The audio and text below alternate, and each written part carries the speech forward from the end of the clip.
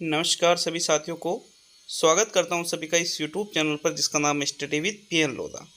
साथियों, आज हम शिक्षण विधियों का पेपर नंबर 17 हल करने वाले हैं, जिसमें शिक्षण विधियों का बहुत ही शानदार टेस्ट आपको देखने को मिलने वाला है, जो कि रीट परीक्षा 2022 जो पात्रता परीक्षा है उसके लिए और उसके बाद में जो थर्ड ग्रेड की मुख्य परीक्षा होगी उसके लिए काफ़ी ज़्यादा उपयोगी होगा, चाहे लेवल 1 की बात की जाए या लेवल 2 की। साथ ही second grade, first grade, MP TET, UP TET, C TET और अन्य सभी शिक्षक भर्तियों के लिए भी बेहद ही उपयोगी है। तो अगर आप इस चैनल पर नए हैं तो कम से कम 5-7 दिन आप इस चैनल से तैयारी करके जरूर देखें। आपको वास्तविकता पता लगेगी कि कितनी तैयारी जो आपकी चल रही है उसमें कितना सुधार आया है। तो चलिए वीडियो को शुरू करते हैं साथियों। पहला प्रश्न देखेंगे। आपके प्रश्न संख्या 1 है, निम्न में से उपलब्धि परीक्षण निर्माण का चरण नहीं है। शैक्षणिक उद्देश्य को लिखना, छात्रों की कमियों के कारणों की जानकारी प्राप्त करना, प्रश्न का निर्माण करना और समंकन योजना तैयार करना। तो देखो, उपलब्धि परीक्षण निर्माण जब किया जाता है, उपलब्धि परीक्षण क्या होता है ये तो आपको पता ही होगा कि बालकों ने कितना ज्ञान ग्रहण किया है, कितनी उपलब्धि हासिल की है, ये जानने के लिए उपलब्धि परीक्षण किया जाता है। लेकिन जब इसका निर्माण करते हैं तो शैक्षणिक उद्देश्य को भी लिखा जाता है साथियों, समंकन योजना भी तैयार की जाती है और प्रश्नों को भी बनाया जाता है। लेकिन छात्रों की कमियों के कारणों की जानकारी प्राप्त करना उपलब्धि परीक्षण के अंतर्गत नहीं आता है, बल्कि ये निदानात्मक परीक्षण के अंतर्गत आता है। किसके अंतर्गत? निदानात्मक परीक्षण के अंतर्गत। तो विकल्प नंबर आपका 2 सही है प्रश्न संख्या 1 में। नेक्स्ट प्रश्न संख्या 2 की ओर बढ़ते हैं। तो चलिए दूसरा प्रश्न देखेंगे, आपके प्रश्न नंबर 2। प्रश्न संख्या 2 है, किसी परीक्षण के प्रत्येक प्रश्न का उत्तर सभी बालकों द्वारा सही किया जाता है, अतः परीक्षण में किस गुण का अभाव है? वैधता, वस्तुनिष्ठता, व्यापकता और विभेदकारिता। तो देखो यहाँ 2 है, टाइपिंग मिस्टेक है। यहाँ पर देखिएगा, कोई परीक्षण है आप, ठीक है, कोई परीक्षण ले रहे हो बच्चों का, अब उसमें प्रत्येक प्रश्न का उत्तर सभी बालकों द्वारा सही किया गया, तो इसका मतलब यूं है, फिर उसमें पता ही कहाँ चला कि भाई कौन सा बालक कैसे स्तर पे है। तो मतलब वो विभेद नहीं कर पा रहा है सामान्य और प्रतिभाशाली बालकों के अंतर्गत, पिछड़े बालकों के अंतर्गत, मतलब उसमें विभेदकारिता का अभाव है। चौथा विकल्प आपके प्रश्न संख्या 2 में सही है। नेक्स्ट ये प्रश्न संख्या 3 की ओर बढ़ते हैं। तो चलिए तीसरा प्रश्न देखेंगे, आपके प्रश्न नंबर 3। लिखित परीक्षा द्वारा उचित मापन होता है ज्ञानात्मक पक्ष का, भावात्मक पक्ष का, क्रियात्मक पक्ष का और इनमें से कोई नहीं। तो देखो, लिखित परीक्षा अर्थात लिख कर के कोई पेपर लिया गया, अब उसके द्वारा आप किसका मापन करोगे? बालक के ज्ञान का ही मापन होगा उससे, तो अतः लिखित परीक्षा द्वारा ज्ञानात्मक पक्ष का उचित मापन होता है। विकल्प नंबर आपका 1 सही है साथियों प्रश्न संख्या 3 में। नेक्स्ट प्रश्न संख्या 4 की ओर बढ़ते हैं। तो चलिए चौथा प्रश्न देखेंगे, ये देखिएगा। शिक्षण में सहायक सामग्री का प्रयोग व्यवहार के किस पक्ष को अधिक प्रभावित करता है? बौद्धिक पक्ष को, भावात्मक पक्ष को, क्रियात्मक पक्ष को और नैतिक पक्ष को। तो देखो, सहायक सामग्री का प्रयोग हम शिक्षण में कर रहे हैं साथियों, यह नैतिक पक्ष को तो अधिक प्रभावित नहीं करेगा, ना ही भावात्मक पक्ष को। अब हमारे सामने एक कंफ्यूजन हो जाता है कि बौद्धिक पक्ष को सही करे या क्रियात्मक पक्ष को सही करे। तो देखो, शिक्षण में सहायक सामग्री का जो प्रयोग हम करते हैं, सहायक सामग्री में बालक चीज़ों को देखता है, करता है, सीखता है और यह हमारे सर्वाधिक क्रियात्मक पक्ष को प्रभावित करेगा। अब अगर आपका मत है कि बौद्धिक पक्ष वाला इसमें सही रहेगा तो हमें नीचे कमेंट में कमेंट करके जरूर बता कर जाइएगा। बाकी इसका सही आंसर 3 ही माना जाता है। चलिए नेक्स्ट प्रश्न संख्या 5 की ओर बढ़ते हैं। तो आपके 5वां प्रश्न साथियों, 5वां प्रश्न है, एपिडाइस्कोप काम में आता है, किस काम में आता है? चित्रों को बड़े आकार में दिखाने हेतु, चित्रों को समान आकार में ही दिखाने हेतु, चित्रों को छोटे आकार में दिखाने हेतु और इनमें से कोई कार्य संभव नहीं है। तो देखो, एपिडाइस्कोप जो कि शिक्षण की एक सहायक सामग्री है और ये सहायक सामग्री दृश्य सामग्री के अंतर्गत आती है साथियों। एपिडाइस्कोप जो है ये प्रक्षेपी सामग्री भी है। कैसी है? प्रक्षेपी सामग्री भी है और यह चित्रों को बड़े आकार में दिखाने के लिए प्रयोग में लाई जाती है। ठीक है, विकल्प 1 आपके प्रश्न संख्या 5 में सही है। नेक्स्ट प्रश्न संख्या 6 की ओर बढ़ते हैं। तो चलिए छठा प्रश्न देख लेंगे, ये देखिएगा, प्राथमिक स्तर पर नाटक शिक्षण की उपयुक्त प्रणाली है कौन सी? आदर्श नाटक प्रणाली, व्याख्या प्रणाली, रंगमंच प्रणाली और कक्षा अभिनय प्रणाली। तो देखो, प्राथमिक स्तर पर नाटक शिक्षण की जो उपयुक्त प्रणाली मानी जाती है, भाई प्राथमिक मतलब कक्षा 1 से 5 की बात की जा रही है, तो इस स्तर पर बच्चे भी छोटे होते हैं। अब आप व्याख्या प्रणाली का प्रयोग करोगे तो कम समझ में आएगा उनको, ठीक है।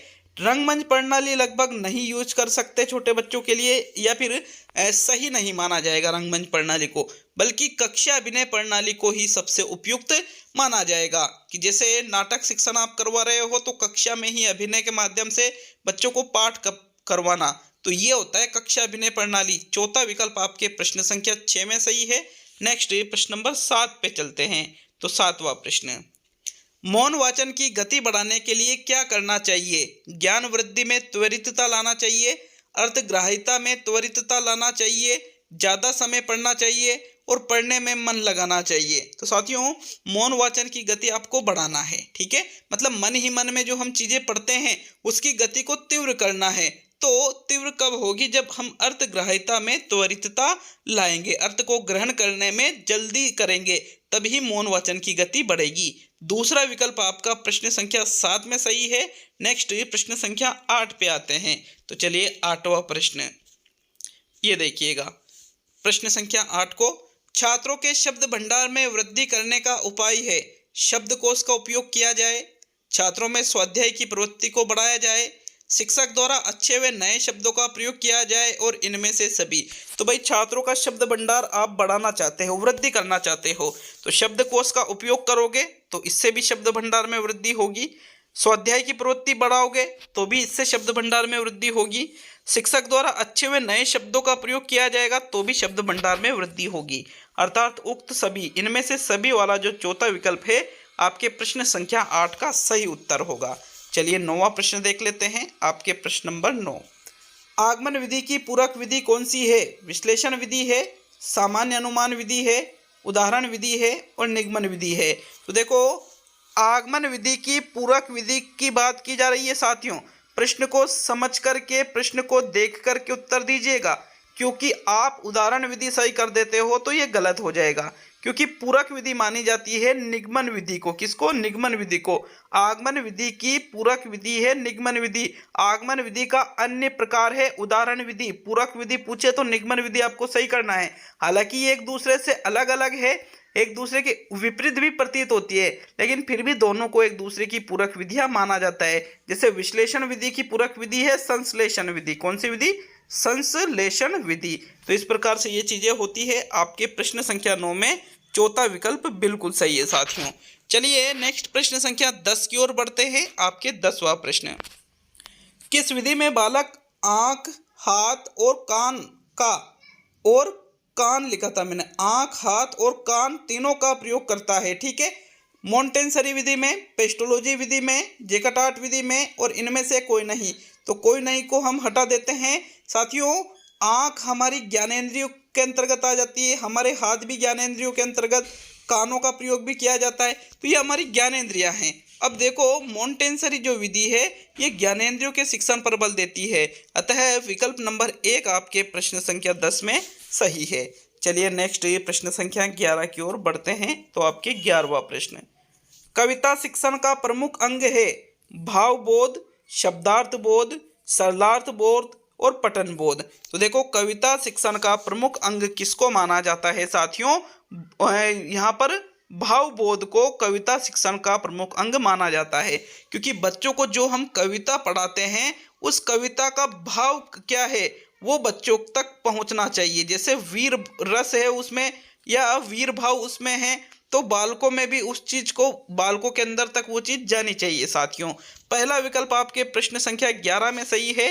नेक्स्ट प्रश्न संख्या 12 की ओर बढ़ते हैं। तो आपके 12वां प्रश्न, भाषा की पाठ्य पुस्तक का निर्माण करते समय सबसे कम महत्वपूर्ण है विषय वस्तु में वैविध्य, अभ्यासों में वैविध्य, पाठों की संख्या और कह नहीं सकते। तो कह नहीं सकते तो गलत हो गया साथियों। अब कह नहीं सकते मतलब हमें पता नहीं एक तरह से, तो ऐसा थोड़ी है कि हमें पता नहीं, पता तो होना चाहिए। देखो, भाषा की पाठ्य पुस्तक का आप निर्माण कर रहे हो, विषय वस्तु में भी विविधता होना चाहिए, अभ्यासों में भी विविधता होना चाहिए, लेकिन पाठों की संख्या ये ज़्यादा मैटर नहीं करती इस चीज़ को। तो इसलिए तीसरा विकल्प आपके सबसे कम महत्वपूर्ण है। महत्वपूर्ण तो है लेकिन दिए गए विकल्पों में सबसे कम महत्वपूर्ण है। तो तीसरा विकल्प आपके 12वें प्रश्न में सही है। नेक्स्ट प्रश्न संख्या 13 पे आते हैं। 13वां प्रश्न, भाषा की कक्षा में कहानी सुनाने का मूल उद्देश्य क्या है? बच्चों का मनोरंजन करना, बच्चों को अनुशासन में रखना, छात्रों की कल्पना शक्ति का विकास करना और छात्रों में सुनकर दोहराने की आदत का विकास करना। तो देखो, हम कहानी सुना रहे हैं बच्चों को, ठीक है, कहाँ पर? कक्षा में। किस लिए सुनाई जाती है कहानी? उसका उद्देश्य क्या होता है? क्या मनोरंजन करना ही उसका मूल उद्देश्य है? तो इसका आंसर होगा नहीं। अनुशासन बनाए रखना इसका मूल उद्देश्य? आंसर होगा नहीं। इसका सही उत्तर है साथियों, भाषा की कक्षा में कहानी सुनाने का मूल उद्देश्य छात्रों की कल्पना शक्ति का विकास करना है। तो थर्ड विकल्प आपके 13वें प्रश्न में सही है कि उनकी कल्पना शक्ति विकसित हो, इसलिए कहानियां सुनाई जाती है। तो नेक्स्ट प्रश्न नंबर 14 की ओर बढ़ते हैं। आपके प्रश्न नंबर 14, कक्षा शिक्षण में सर्वाधिक उपयोग किया जाता है शामपट्ट, चार्ट्स, प्रतिरूप और चित्र। बताओ भाई, नॉर्मल सा प्रश्न है लेकिन इंपॉर्टेंट प्रश्न है। सर्वाधिक उपयोग किसका किया जाता है? कक्षा शिक्षण की यहाँ पर बात की जा रही है। तो कक्षा शिक्षण में सर्वाधिक उपयोग किया जाता है साथियों शामपट्ट का। किसका उपयोग किया जाता है? शामपट्ट का। विकल्प 1 आपके प्रश्न नंबर 14 में सही है। अगला 15वां प्रश्न देखेंगे, लेकिन वीडियो अच्छा लगे तो वीडियो को एक लाइक जरूर करिएगा और वीडियो पूरा होने के बाद में वीडियो को शेयर, एक जगह पर शेयर जरूर करिएगा साथियों। चैनल पर नए हो तो चैनल को सब्सक्राइब करके बेल आइकन ऑन कर लेना। बेल आइकन ऑन करोगे तो आपके पास प्रत्येक वीडियो का नोटिफिकेशन जाएगा। 2 से 3 वीडियो आप रोजाना यहाँ पर नए वीडियो देख सकते हो, रोजाना बिल्कुल निःशुल्क है। पीडीएफ लेना चाहते हो तो गूगल पर study with PN Lodha Telegram channel search कर लेना, वहां पर आपको टेलीग्राम में पीडीएफ भी निःशुल्क मिल जाएगी। तो चलिए देख लेते हैं प्रश्न नंबर 15, सस्वर वाचन का अभ्यास कराने के लिए सबसे उपयुक्त साधन है आदर्श वाचन, अनुकरण वाचन, सामूहिक वाचन और पाठ्य पुस्तक वाचन। देखो, सस्वर वाचन मतलब स्वर के सहित जो वाचन किया जाता है वो कहलाता है सस्वर वाचन। इसका अभ्यास कराना चाहते हो तो आदर्श वाचन तो कौन करता है? अध्यापक के द्वारा आदर्श वाचन किया जाता है। किसके द्वारा? अध्यापक के द्वारा आदर्श वाचन किया जाता है। छात्र उस चीज को सुनते हैं और अनुकरण वाचन करते हैं। सामूहिक वाचन में सभी जो छात्र है एक साथ सस्वर वाचन करते हैं, जिसको समवेत वाचन भी कहा जाता है साथियों। तो इसको ही सबसे बेस्ट विकल्प माना जाता है सस्वर वाचन का अभ्यास कराने के लिए। थर्ड विकल्प आपके प्रश्न संख्या 15 में सही है। नेक्स्ट 16वां प्रश्न देख लेंगे। तो चलिए 16वां प्रश्न, प्रयोगशाला विधि किस सिद्धांत पर आधारित है? पढ़कर सीखना, अनुभव से सीखना, करके सीखना, देख करके सीखना। तो भाई, प्रदर्शन विधि जो है उसमें तो देख करके सीखा जाता है। प्रयोगशाला विधि में क्या किया जाता है? छात्रों के द्वारा प्रयोग किए जाते हैं सीखने के लिए। अब छात्र खुद ही प्रयोग कर रहे हैं, इसका मतलब करके सीख रहे हैं उस चीज को। तो प्रयोगशाला जो विधि है ये करके सीखने के सिद्धांत पर आधारित है। कौन से सिद्धांत पर? करके सीखने के सिद्धांत पर। थर्ड विकल्प आपके प्रश्न संख्या 16 में सही है साथियों। नेक्स्ट प्रश्न संख्या 17 पे आते हैं। तो 17वां प्रश्न, देखो और रचो विधि के जनक है सीताराम चतुर्वेदी, श्रीधर व्यास, डॉक्टर वेस्ट और इनमें से कोई नहीं। तो देखो, इनमें से कोई नहीं को तो हम विकल्प में से ही हटा देते हैं। बात की जा रही है देखो और रचो विधि की। साथियों, श्रीधर व्यास के द्वारा तो व्यास विधि दी गई थी। कौन सी विधि? व्यास विधि या भाष्य विधि भी इसको कहते हैं। और डॉक्टर वेस्ट के द्वारा तो पाठ्य पुस्तक विधि दी गई थी। लेकिन यहाँ पर बात की जा रही है देखो और रचो विधि की, तो इसके जो जनक है वो है सीताराम चतुर्वेदी। विकल्प 1 आपके 17वें प्रश्न में बिल्कुल सही उत्तर होगा। नेक्स्ट प्रश्न नंबर 18 देखेंगे। देखो, राजस्थान जीके की क्लासें भी मैंने चला रखी है, 10-11 क्लासें हम पढ़ चुके हैं। आरबीएससी और एनसीईआरटी कक्षा 6 से 10 तक की जो किताबें हैं वहां से राजस्थान जी के आप पढ़ रहे हो साथियों, जो कि लगभग यूं मानो बिल्कुल ऑथेंटिक चीजें हैं। साथ ही जो पढ़ाया जाता है उसी में से 25 से 30 प्रश्न रोजाना आपसे पूछे भी जाते हैं। तो उन जीके की क्लासों को आप रेगुलर अटेंड जरूर किया करो। नेक्स्ट प्रश्न नंबर 18, शिक्षण कौशलों के विकास की सर्वश्रेष्ठ विधि है? भाषा विधि है, सूक्ष्म शिक्षण विधि है, मॉन्टेसरी विधि है और किंडरगार्टन विधि है।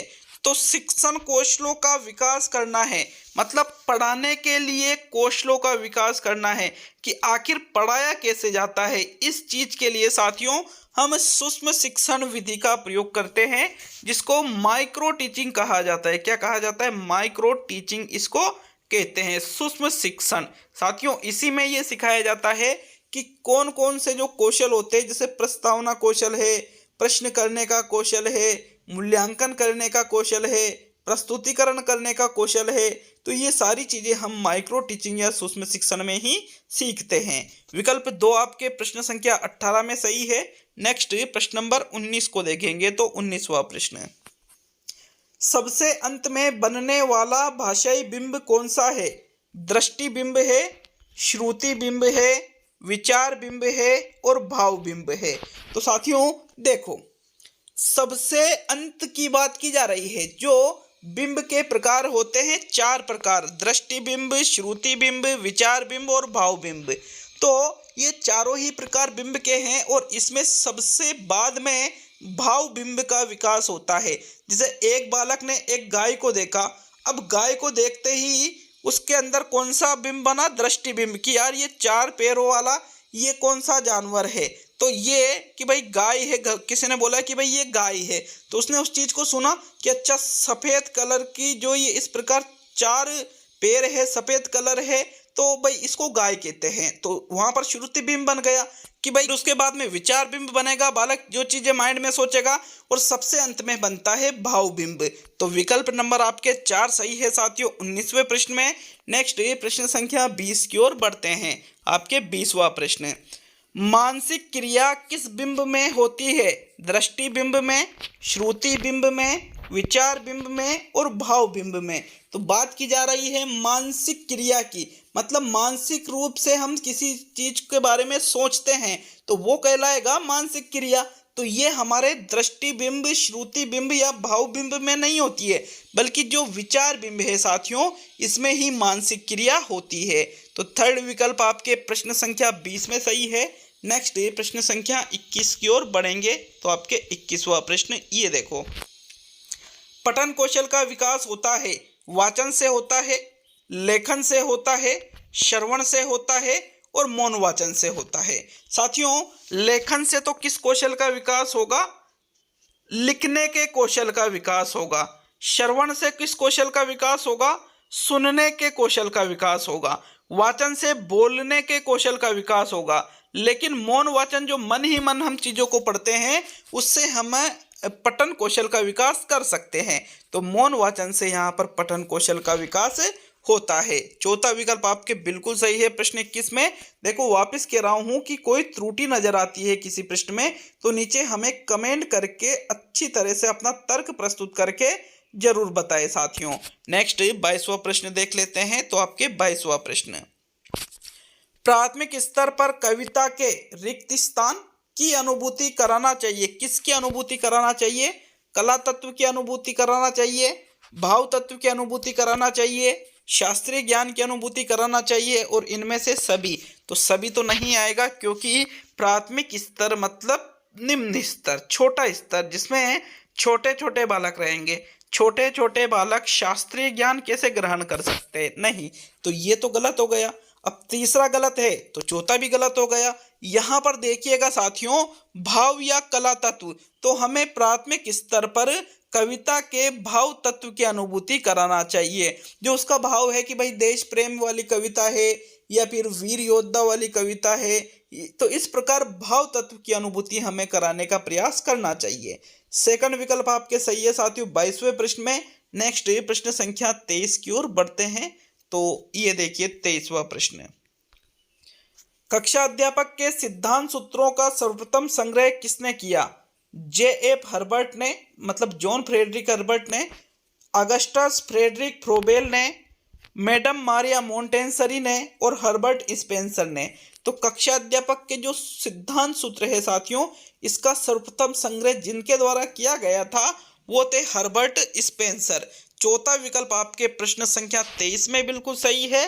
नेक्स्ट प्रश्न नंबर 24 को देखेंगे। तो चलिए 24वां प्रश्न ये देखिएगा। श्रवण कौशल को विकसित करने की सर्वश्रेष्ठ विधि है। सर्वश्रेष्ठ मतलब सबसे बेस्ट। गीत विधि, व्याख्या विधि, कहानी विधि, खेल विधि। तो देखो चारों से ही श्रवण कौशल का विकास किया जाता है, लेकिन सर्वश्रेष्ठ बताना है तो व्याख्या विधि तो सर्वश्रेष्ठ नहीं होगी। अब गीत, कहानी और खेल में उलझ सकते हैं हम। तो साथियों जब भी ऐसा प्रश्न पूछा जाता है कि श्रवण कौशल को विकसित करने के लिए सर्वश्रेष्ठ या सबसे बेस्ट विधि कौन सी है, तो आपका सही उत्तर होगा खेल विधि। क्योंकि श्रवण कौशल का विकास सबसे पहले किया जाता है, सबसे पहले मतलब कक्षा 1 के बालकों के लिए, कक्षा 1-2 के बालकों के लिए, बिल्कुल छोटे छोटे बालक है। अब गीत विधि और कहानी विधि और खेल विधि, तो यहाँ पर जो कक्षा 1-2 के जो बालक है साथियों, खेल में सर्वाधिक रुचि रहेगी तीनों चीजों में से। तो रुचि रहेगी तो ज्यादा सीखेंगे, जल्दी सीखेंगे। तो नीर तीर जैसे खेलों का आयोजन करके हम बच्चों में श्रवण कौशल का विकास कर सकते हैं। चौथा विकल्प आपके सही है। अगर विकल्प में इस प्रकार का प्रश्न हो और विकल्प में खेल विधि नहीं दे रखी है तो फिर आपको गीत और कहानी विधि को सही करना है, लेकिन विकल्प में खेल विधि दे रखी है तो फिर उसको ही सही करना है। चौथा विकल्प आपके 24वें प्रश्न में सही है। अब आज का अंतिम और 25वां प्रश्न देखेंगे साथियों। तो चलिए अंतिम और 25वां प्रश्न देख लेते हैं। कमेंट करके जरूर बताएं कि कैसा लगा टेस्ट, प्रश्न कैसे लगे और कितने प्रश्न आपने सही किए हैं। व्याकरण पढ़ाने का मुख्य उद्देश्य क्या है? व्याकरण का ज्ञान प्रदान करना, व्याकरण का ज्ञाता बनाना, भाषा को परिमार्जित करना, भाषा का शुद्ध लेखन सिखाना। तो साथियों व्याकरण का ज्ञाता बनाने के लिए तो हम व्याकरण का ज्ञान नहीं देते हैं, ये तो इसका उत्तर होगा ही नहीं। ज्ञान प्रदान करना ठीक है, हो सकता है। शुद्ध लेखन सिखाना नहीं है ये।